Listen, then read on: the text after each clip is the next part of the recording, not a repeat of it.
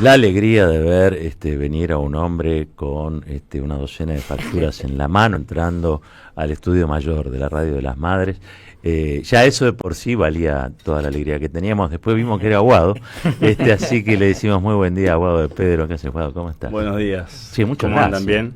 Gracias por los carbohidratos. Te digo que están espectaculares. Uy, con dulce de leche. Son parte del festejo de Argentina-Brasil, digamos. Un festejo por lo menos de 24 horas. Que nos sacó de otros temas. Exactamente. Eso es lo que tiene el fútbol. Nos sacó de otros. En ese momento somos felices. Completamente. Y bueno, nada. Así que vamos a estar comiendo. Cuando vayamos una tanda, sepan ustedes que vamos a estar en la actividad masticatoria, ¿no? Mientras tanto, vamos a charlar de los temas que importan. Y hoy es miércoles. Quiero anclar primero eso, digamos. Hoy es miércoles, un miércoles 26 de marzo, seguramente una nueva movilización de jubilados.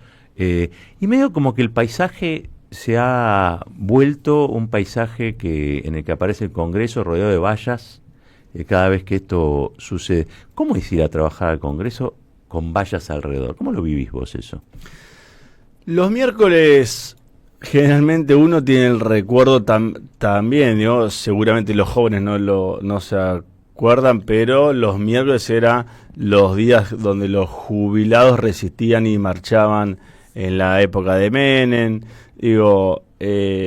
Hoy es cuando muchos me dicen, no, este gobierno está dando la batalla cultural, yo digo, pero si es parecido a lo que vimos siempre. Esto es parecido al menemismo, es parecido a De la Rúa con Patricia Bullrich, con los mismos personajes.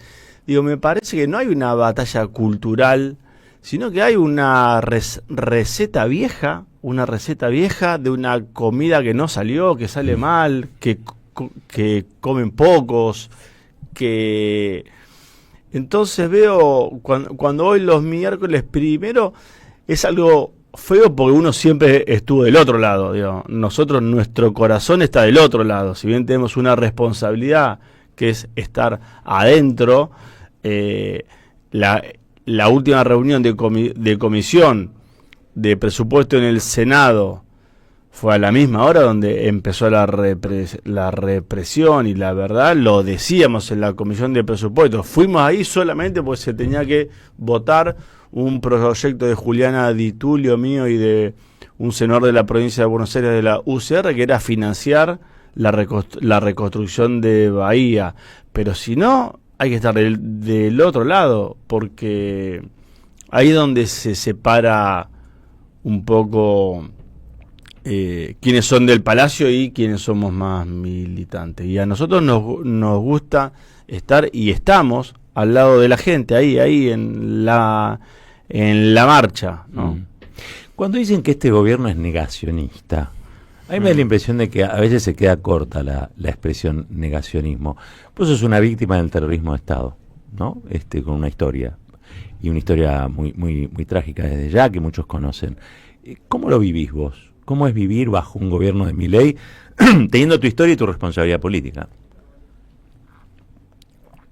Primero, en lo personal, el año pasado me dio un poco de tristeza, ¿no? Ver que el 10 de diciembre se cumplían 40 años de la democracia de manera ininterrumpida, y que asumió un presidente y una vicepresidenta que eran negacionistas, ¿no? Primero arrancamos con ese concepto. Y hoy, después de los videos que suben, después de las cosas que dicen, son más, es más un sector del gobierno que reivindica, hablando del presidente, de la vicepresidenta. Primero arrancaron con el negacionismo, quizás porque es una forma de empezar a introducir el tema. Hoy ya es un gobierno que... digo un gobierno sin englobar a todos, ¿no? Porque me parece que calculo, y está mal de parte nuestra, generalizar. Porque le estamos dando más adherentes a una corriente que yo creo que no la tiene, pero sí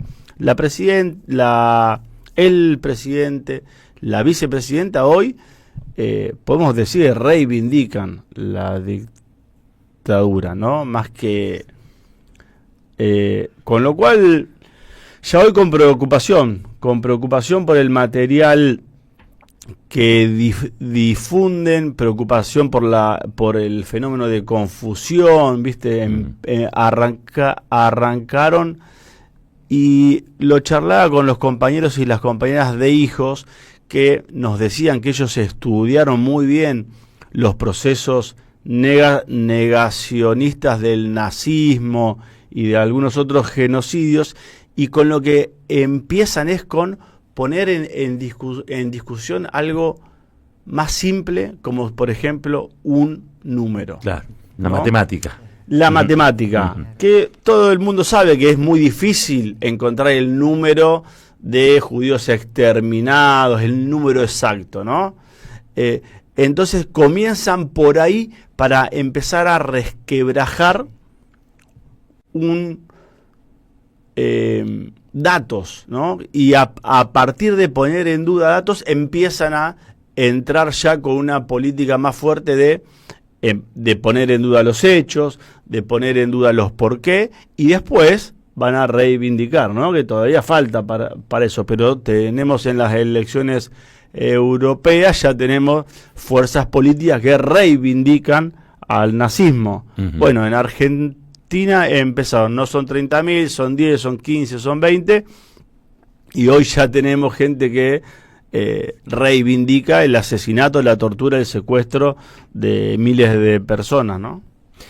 Ayer estaba viendo imágenes de cómo sacaban el nombre Kirchner, del Centro Cultural Kirchner, y le ponían Palacio Libertad. Teniendo presente un poco la historia argentina, yo me asusto de lo que defienden la libertad y son de derecha o ultraderecha, porque casi siempre han cometido crímenes atroces contra la libertad. Pero bueno, lo han hecho una vez más. Veíamos también la imagen hoy de cómo le descargan una pala mecánica en la cabeza de la escultura Osvaldo Bayer en el sur. ¿Vos crees que eso son parte de las baldosas que ellos van caminando para llegar a la reivindicación? Sí, son parte de lo que ellos llaman batalla cultural, ¿no? Y me parece que la batalla cultural se da de otra forma. La cultura está en el pueblo, está en la gente, tiene que ver con vínculos reales, con hechos reales. Ellos quieren ganar la batalla cultural desde hechos de comunicación, desde performance, ¿no? Una grúa sacando tal cosa, una pala rompiendo. Y me parece que también, así como la receta de la comida esa va a salir mal, la batalla cultural es otra cosa. Tiene que ver con la cultura, tiene que ver con las vivencias, tiene que ver con cosas reales. Desde la comunicación van a generar confusión. El famoso libro Los Ingenieros del Caos genera confusión, genera caos, genera división, genera polarización, inyectan pequeñas mentiras, hacen grandes relatos en contra de los hechos y bueno, sí generan un problema, pero yo creo que ahí el deber nuestro es, mira, lo discutí con un empresario en el 2015, un empresario me decía, a ustedes los van a colgar de la plaza. 2015, cuando se vayan del gobierno, un empresario argentino, cuando se vayan del gobierno, ustedes van a desaparecer, los van a colgar de la plaza, sin el Estado tal cosa, un nivel de violencia y de convencimiento, ¿no? El tipo estaba convencido que lo nuestro era lo que decía la nata, que eran contratos, que era una estructura vinculada al Estado, que éramos ñoquis, ¿no? Digo, todo ese cuento. Y yo le respondí que la historia del peronismo, el peronismo y los procesos políticos nuestros se forjan mucho más con la persecución. Digo, quizás con este hecho, mucha gente, muchos pibes y muchas pibas vayan a ver quién es Bayer. ¿Qué hizo Osvaldo Bayer? ¿Qué escribió? ¿Sobre qué hechos? Y es un escritor maldito para este gobierno, vamos a decirlo. Bueno, y por ahí por ahí los pibes empiezan a pensar en la Patagonia, que no piensan en la Patagonia, porque les queda lejos o porque la conocen cuando van de mochilero. Entonces son procesos que terminan siendo contraproducentes para lo que ellos quieren. ¿no? Van generando. Yo tengo una visión positiva siempre, o casi siempre, ¿no? Pero es la experiencia, digo, todo el obediencia divide, punto final, era de acá para acá, no se toca más, no se puede discutir más, no se puede juzgar más a los milicos, y yo tenía 19 años. Dije, ¿por qué no? Uh-huh. A ver, y empezamos con hijos. Entonces digo, ese deseo que tienen de que todo el mundo piense como ellos, no es, digo, primero que nadie piensa como un gobierno quiere, porque generalmente la juventud es ese foco de rebeldía que piensa en su generación y es mucho más desconfiada. Con lo cual yo tengo muchísima fe en los jóvenes, pero muchísima fe. Aunque miren TikTok, redes, van a desconfiar porque es muy descabellado. Y además, el bolsillo va a ayudar, ¿no? Digo, ahí veo el industricidio. Uh-huh. Entonces, después los familiares se quedan sin trabajo, el discurso de una nación capital mundial de la inteligencia artificial no se ve en ningún lado. Entonces, me parece que también hay que darle un poquito de tiempo. Hay algo que no han logrado instalar a mi modo de ver, y es que el fondo le va a dar plata porque están haciendo bien las cosas. Hoy hablábamos con un consultor que nos decía, mirá, el 65% de la gente consultada tiene una mala imagen del fondo y tiene una mala imagen de los gobiernos que van a pedir plata al fondo. ¿Vos crees que le está saliendo bien o le está saliendo mal la jugada del gobierno con esto? Ya, hay dichos de funcionarios de alto rango del gobierno que dicen que cuando un gobierno va al Fondo Monetario es porque hizo las cosas mal, ¿no? Me parece que... Milei decía. Claro, bueno. Milei y el otro, el delincuente vinculado con el narcotráfico. Expert, ese. Perdón, Asociación Libre. Bueno, ese. Bueno. Ese. Digo, entonces me parece que está dicho por ellos. Y la idea que tenemos todos, yo me la pasé marchando con el MTA, yo ahí trabajábamos con Julio Piumato en el sindicato de judiciales, y las marchas del MTA, Moyano, la CTA, todos los gremios, los movimientos de trabajadores desocupados, marchamos con no al fondo. Uh-huh. Entonces la Argentina sabe que el fondo es un instrumento que cuando viene hace cagadas para el bolsillo y la familia de la gente. Porque siempre sale mal, siempre termina mal. Y es más, después que vienen esos recursos que se los dan a un gobierno, que lo tenemos que pagar futuras generaciones, generalmente esa plata, y el ejemplo más obvio y más claro fue el gobierno de Mauricio Macri, esa plata la usan para llevarse la ganancia de la timba financiera que generaron el primer año o el segundo año. Digo, es muy obvio. El Fondo Monetario es el seguro o el reaseguro de la ganancia extraordinaria del sistema financiero en cualquier lado. Cuando la Argentina no puede, o el Banco Central no le puede distribuir la ganancia después de un año de timba al sector financiero internacional, algunos nacionales, viene el fondo, les da la plata, el sistema absorbe esa ganancia extraordinaria por carry trade, por la especulación financiera que sea, y se van. Uh-huh. Se van con los dólares, los argentinos nos quedamos con la deuda y encima con condicionamientos, porque lo peor es que a los gobiernos nuestros les ponen condiciones que no se los ponen a ellos. Al último gobierno nuestro nos decían tasa de interés positiva, devaluación, y a este no.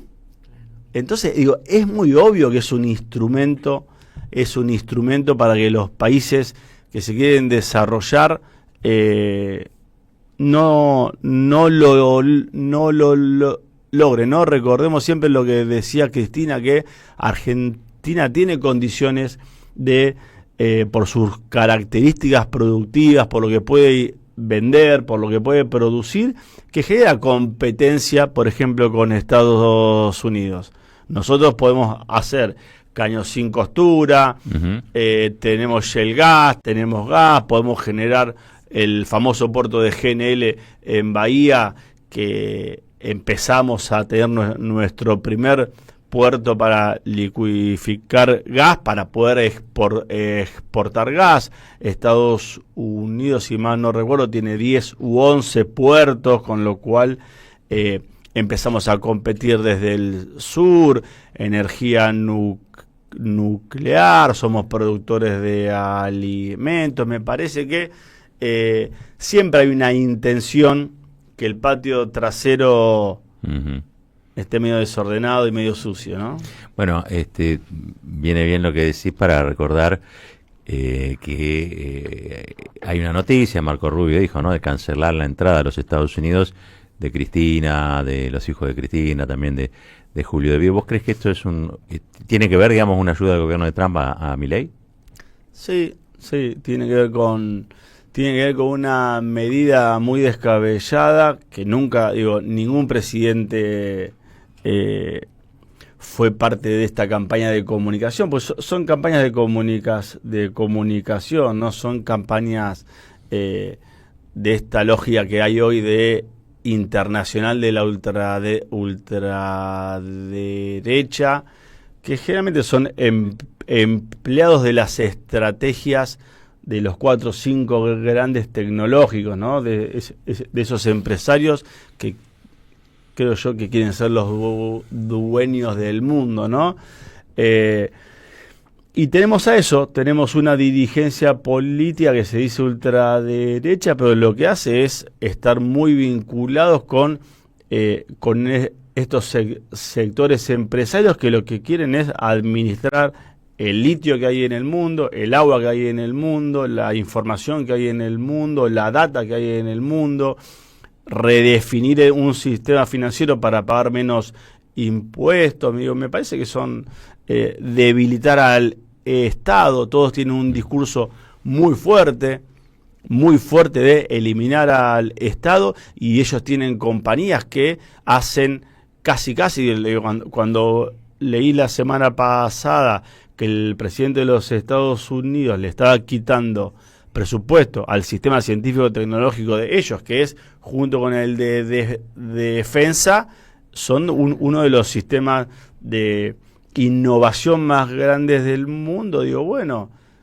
les dejan de pagar sueldo, los absorbe Elon Musk desde sus compañías, con menores sueldos, con menores condiciones, y todo ese ecosistema de ciencia y tecnología empieza a trabajar para las corporaciones de ellos. Financian la NASA para mandar todos esos científicos a SpaceX. Entonces, es muy obvio, ¿no? ¿Vos le creés la pelea de Milei con Clarín? No.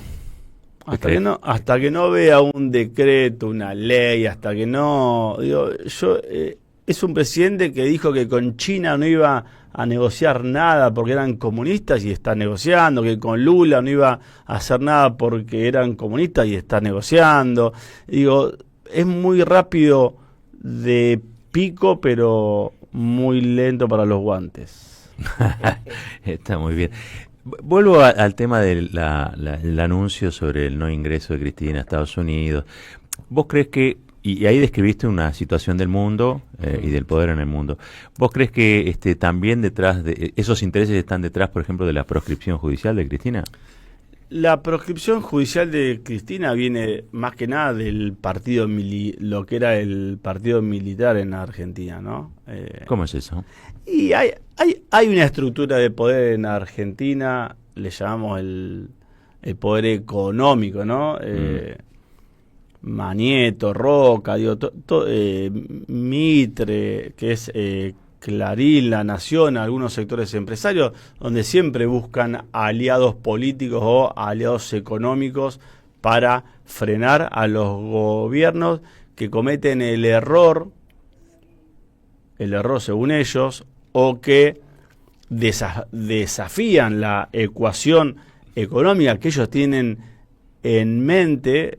Yo me acuerdo de algunos conservadores que decían que la Argentina era un país para que vivan 20 millones de personas, ¿no? Con lo cual es un sector político e ideológico que piensa que en Argentina sobran 40 millones. Bueno, este sector, cuando tiene gobiernos como los de Néstor y Cristina en particular, que llegan a redistribuir el 50% de la riqueza que hay en el territorio, y bueno, los países más desarrollados, los países que verdaderamente funcionan bien en el mundo, los índices de felicidad que uno lee, que no sabe si son ciertos o no, pero todo lo que se lee de cosas que ellos mismos consideran normales y serias, tienen un sistema de redistribución, es una gran clase media, los que tienen más pagan más, los que tienen menos tienen una ayudita para empezar a progresar, la educación pública funciona muy bien, las universidades tenés privadas muy buenas y públicas muy buenas, escuelas públicas muy buenas, tenés un sistema de obras de infraestructura para que el país,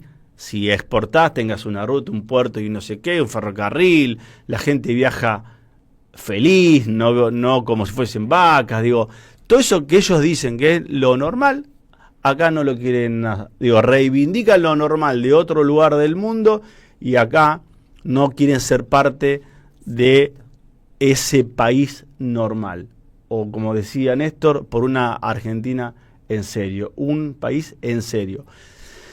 Entonces, esos son los sectores que cuando estuvo el peronismo, que tampoco no vamos a contarle a los oyentes qué es el peronismo, pero cuando el peronismo generó la dignidad de los trabajadores y las trabajadoras, pensó una Argentina, la pensó con energía, con producción. Bueno, cuando vienen ese tipo de gobiernos que disputa, que tensa un poquitito con el interés que tienen ellos, ahí se pudre todo. Antes llamaban al partido militar, llamaban a los militares, se juntaban empresarios y militares y te hacían golpes. Empezaron con el golpe al radicalismo y el último fue el del 76. Y hoy ese partido militar, y digo partido militar porque Manieto cuentan que en algunas reuniones todavía hablaba hace algunos años de como el partido militar.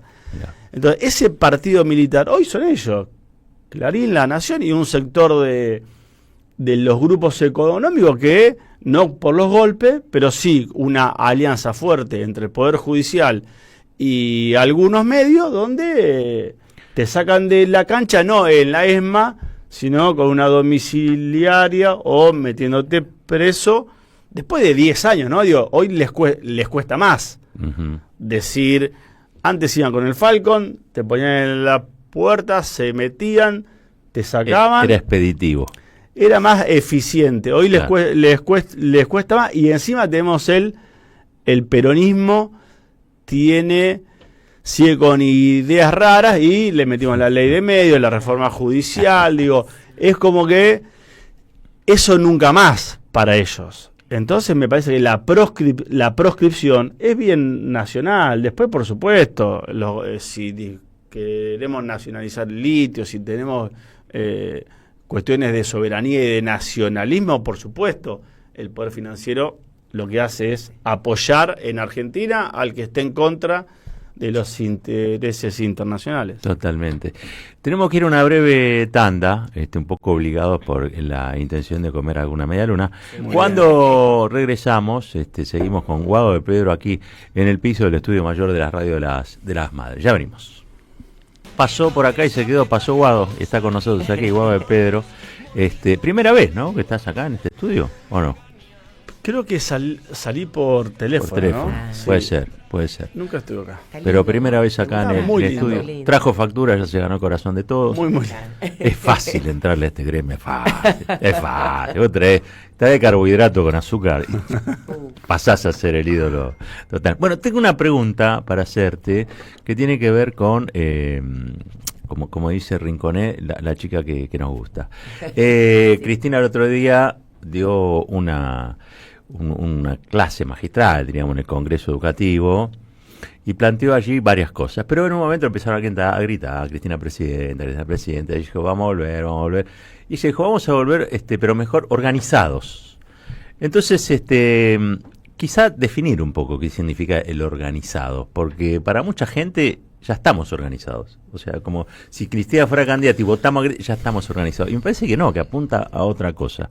Te lo pregunto a vos, que me dicen que podés llegar a saberlo. No, es muy difícil poder interpretarla, viste que siempre Cristina cuando habla y me parece que repreguntarle es una tarea para esa chica que te gusta mucho, que no es fácil, pero me parece que... No, fácil no es. No es fácil. No es fácil conseguirla, pero sí, no.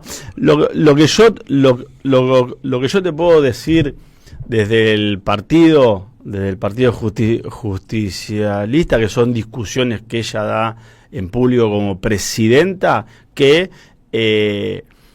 lo que no podemos hacer es nosotros cuando generamos la unidad para el 19, pensábamos que todos los que participaban del proceso de discusión para que se vaya Macri coincidían y acordaban en los valores, la forma de gobernar que tuvo Néstor y que tuvo Cristina entre el 2003 y el 2015, ¿no? Digo, son actores que vuelven a una fuerza política que demostró los números económicos y la calidad de vida que tuvo la gente hasta el 10 de diciembre del 2015, donde Cristina se va con una plaza llena, entendimos que esos que volvían a una fuerza política entendían que volvían a reivindicar eso, ¿no? Y algunos volvieron, pero pensando que se ganaba por ellos, que de la forma que había que gobernar era la forma distinta, que se volvió no por Cristina, sino por esa nueva pátina que era de mejorar las formas. Volver mejores. Volver mejores, Sí. Exactamente. Entonces, digo, después de ese fracaso donde muchos usaron un gobierno para chequear si su fórmula funcionaba y no funcionó, y les decíamos, internamente flaco, no funciona, se gobierna así, para conseguir el 50 y 50 tenés que plantarte, discutir, tenés que redistribuir, tenés que estudiar, tenés que trabajar 18 horas por día. Bueno, no funcionó. ¿Qué es esto en el partido? Nosotros tenemos que volver con un plan de gobierno pensado, discutido, articulado, escrito. Nosotros tenemos que tener esas 700 reformas que tenía Sturzenegger en el escritorio. Claro. En el escritorio. Sí, Nosotros sí. tenemos que tener esas 700 reformas y eso es lo que Cristina nos convocó a hacer, eso es lo que parte de eso Cristina lo pidió para que el Partido Justicialista forme un instituto del modelo argentino, que es pensar, discutir, escribir, que es recorrer la Argentina, que es escuchar a las pymes, a los empresarios, a los trabajadores, a los desocupados, a los movimientos sociales que tienen experiencias distintas y por fuera del modelo tradicional, empezar a discutir temas y pensar temas que, como por ejemplo, el Poder Judicial, que es una de las instituciones más cuestionadas por la sociedad. Y no hablo de Comodoro Pro. Pi, Sí. Comodoro Pro. o Comodoro Pig, como le decía Juan, Sí. sino de también cómo no funciona una adopción, cómo no funciona cualquier trámite judicial que tarda años. Entonces, Poder Judicial, la educación, Cristina decía, los docentes no están conformes, los alumnos no están conformes, los padres, las madres no están conformes. Bueno, aprovechemos esto para rediscutir y tocar los intereses que tengamos que tocar. La seguridad,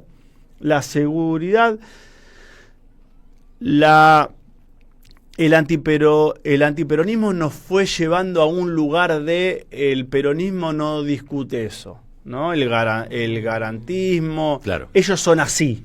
Bueno, nosotros tenemos que discutir cómo somos. Tenemos que discutir nuestro propio modelo de seguridad y salir de ese etiquetado que nos han hecho que no es cierto, ¿no?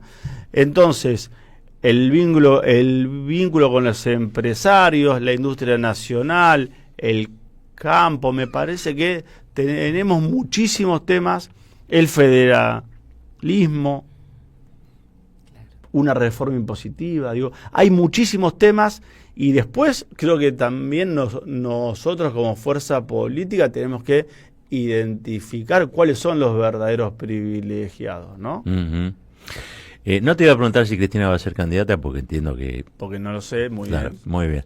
Pero estaría lindo, ¿no? Muy lindo. Está bien. Siempre es muy lindo. Sí. Está muy bien. No, hay algo que estaba pensando mientras venía para acá. En un momento, antes de que se decidiera que Sergio Massa fuera candidato a presidente de Unión por la Patria, que casi gana en primera vuelta, hay que decirlo, la verdad que como candidato, más allá de las simpatías más naturales o menos naturales que pueda tener el personaje en todo el amplio espectro, digamos, del peronismo, lo hizo y lo hizo bastante bien. Pero in voce, Cristina te tuvo a vos como precandidato a presidente. Sí, más que Cristina un año antes dijo a muchos sectores en una reunión en Ensenada, dijo, tomen el bastón del mariscal. Eso significó que dio como una señal de que todos podían, nosotros, nuestra generación, entendió que tenía que generar una alternativa. Discutimos mucho quiénes podían ser, la verdad, muchos queríamos que sea Axel el candidato, no quiso ser. Entonces, digo, ya veníamos de una fuerza política un poquito desilusionada con los candidatos. Entonces, no quiso ser Axel. Yo me propuse al colectivo como para tener una discusión, empezar a caminar. Recordemos que los proyectos son colectivos, ¿no? Digo, me parece que el que entiende que lo más importante es el candidato, el que piensa que un candidato o una candidata gana sin tener en cuenta la fuerza política, la historia, la militancia, el porqué, o la época. Pasó con Alberto, ¿no? Que creyó que... Claro. La impresión que yo tengo es que creyó que ganábamos. Digo, me parece que nuestra fuerza política tiene que pensar un poquito más allá de los egos, un poquito más allá del individualismo, un poquito más allá de ese fenómeno negativo que generan las redes sociales, donde uno se va creyendo todo lo que la gente le, ¿viste? O ese ecosistema que se te genera alrededor de la persona. Entonces nosotros tenemos que tratar de pensar como partido, como movimiento, como fuerza política, que nunca es la persona. Y yo ahí caminé con muchísimas ganas para que todo el sistema de conducción tenga una alternativa más. A Alberto se opuso ferozmente, otros también, y bueno, Así fue. Terminó en Massa. Orgulloso de haber tomado la decisión, porque otros pueden decir, si yo caminé, soy el que más mide, voy a seguir y me tienen que ganar en las PASO, eso. Y yo la verdad preferí aceptar el acuerdo y el consenso generalizado que no se podía ser candidato contra un presidente que estaba totalmente en contra de que yo sea candidato. Claro. Bueno, tiene lógica. Claro. Tiene lógica. Exacto. ¿Por qué Cristina te manda a hablar a vos con todos? ¿Con todos? Y, viste, a vos te manda a hablar con sectores que uno dice, che, son difíciles de conciliar con el kirchnerismo, digamos, en línea general. Mira, yo tengo un termómetro, yo miré mucho el primer gobierno de Néstor, ¿no? Mucho. Y después el de Cristina, y en el segundo gobierno de Cristina fui secretario general de la presidencia el último año. Y el diálogo con todos esos sectores que cada tanto se me ve, existió siempre diálogo. Uh-huh. Digo, que nos hayan querido acotar, reducir, marginar, sí, estigmatizar, que Cristina no habla con nadie, es totalmente mentira. Si vos ves los actos, digo, Cristina iba a la bolsa de comercio, a la bolsa de cereales, y les decía cosas. Digo, uno se puede juntar y decir lo que piensa y lo que plantea, y es la forma de administrar una nación que tiene actores que no lo podés desconocer. Uh-huh. Entonces, ese es un rol, pero es un rol para convencer, es un rol donde uno va a convencer de que el modelo nuestro también es mucho mejor para los empresarios.